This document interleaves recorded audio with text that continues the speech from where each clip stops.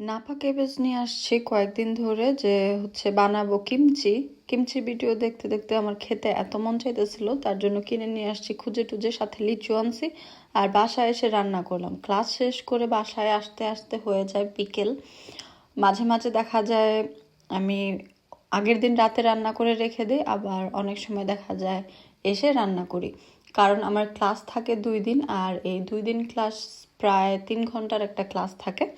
মাঝখানে ব্রেক থাকে, যাওয়া আসা নিয়ে প্রায় 4 ঘন্টা 4.5 ঘন্টার আমার একটা টাইম সেখানে চলে যায়। ওই দিনও সেম ক্লাস শেষ করে মরিসনে ঢুকছিলাম। আর এই যে দেখেন, এটাকে আমরা ডিম বানায় খেলতাম। মাঠে ঘাটে হয়ে থাকতো, আর এটাকে এখানে কত দামে বিক্রি করতেছে, 10 পাউন্ড কেজি। চিন্তা করতে পারছেন? যাই হোক, সেটা তো আর আমি নিব না, 10 পাউন্ড কেজি। আর এটা কখনো খাইনি, চিন্তা করতাম যে এটা খেলে হয়তো বা পাগল হয়ে যাবে।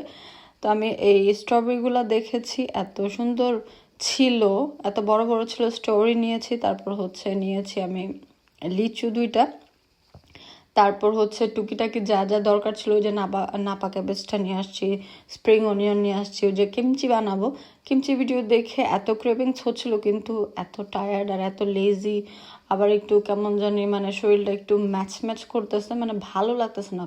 প্রায় 1 সপ্তাহ হয়ে গেছে আমি বাসায় এনে রেখে দিছি। পাই না। নাপা ক্যাবেজ নামে আমি ভিডিওতে দেখি, আর এখানে চাইনিজ লিভ নামে যে ছিল সেটা আর দেখে বুঝতে পারিনি। হঠাৎ করে ওদিন দেখলাম না, এটা তো দেখতে সেমই। তারপর খুঁজে টুজে একদম ভালো করে দেখে টেকে বুঝলাম না এটাই নাপা ক্যাবেজ। যাই হোক, লিচু নিয়ে আসছিলাম, আবার খেয়েও দেখলাম ভালোই ছিল। এমন না যে মাংস কম ছিল, লিচুর গায়ের যেই মাংসটা সেটা অনেকটাই ছিল, জুসি ছিল, মিষ্টি ছিল, মোটামুটি খেতে। আঙ্গুর ফল টক হলেও যদি না খেতে পারেন তাহলে সেটাও মজা লাগে, সেটাই হয়েছে।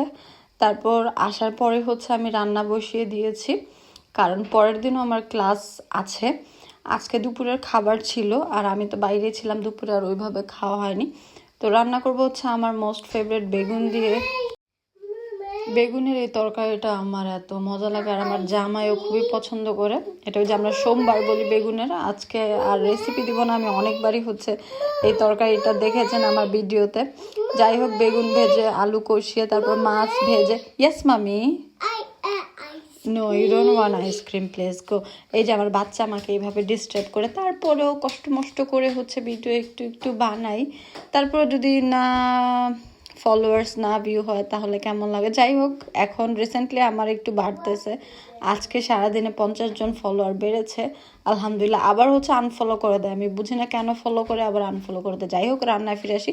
এই তোমার রান্না বান্না শেষ, আর এই মাছটা রুই মাছ বা যে কোনো বড় মাছ দিয়ে রান্না করলে মজা লাগে। আর আমার এটা ছিল বোয়াল মাছ, পিসটা দেখছেন, মাশাল্লাহ বড় ছিল।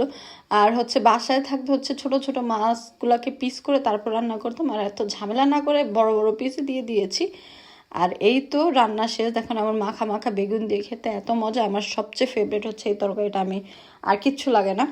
আর শেষে অবশ্যই একদম ফ্রেশ জিরা ভেজে বা টেলে, যেটাই সুন্দর করে এটাকে মিহি করে উপর দিয়ে দিয়ে দিতে হবে। এটাই এটাকে একটা এক্সট্রা লেভেলে নিয়ে যায় এই স্বাদটাই। যাই হোক, এই যে আমি খেয়ে নিলাম নাগামরিচ দিয়ে, শশা নিয়েছিলাম, পেঁয়াজ। এভাবে না আমার পেঁয়াজ দিয়ে খেলে মনে হয় স্বাদটা আরও বেড়ে যায়, ভাত আর একটু বেশি খেতে পারি। খাওয়া দাওয়া শেষ করে জামাই বিকালে আসছে, আমি তো একটু আগে খেয়েছিলাম। আবার একটা দুইটা আবার জামাইকে দিলাম, আর কিউই কেটে দিলাম। আর কিউইটা একটু সল্ট আর একটু মরিচ দিয়ে খেলে এত মজা লাগে, মাশাল্লাহ। আজকে এই পর্যন্ত।